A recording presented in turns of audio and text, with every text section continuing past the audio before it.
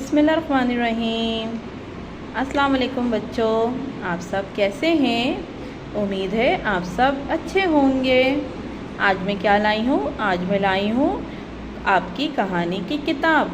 इसका क्या नाम है? आए मेरे साथ पढ़ें। साफ रहें, साफ रहें। ये कौन है? ये बच्चा है। बच्चा इस तस्वीर में क्या कर रहा है?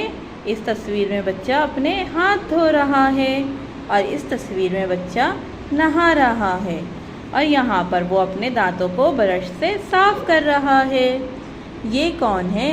ये स्कारलेट परिंदा है। आए अब हम अपनी किताब खोलते हैं। ये सफ़ा नंबर 1 और सफ़ा नंबर 2 है। ये कौन सी जगह है? ये बाथरूम है। ये क्या है? ये तौलिया है। तौलिया किस रंग का है? तौलिया लाल रंग का है।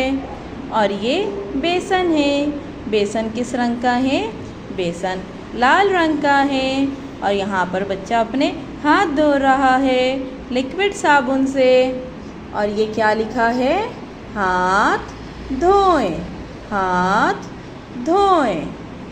देखें बच्चा अपने हाथ धो रहा है ना। हाथ धोने से हमारे हाथ साफ हो जाते हैं। आए मेरे साथ एक दफ़ा और पढ़ें।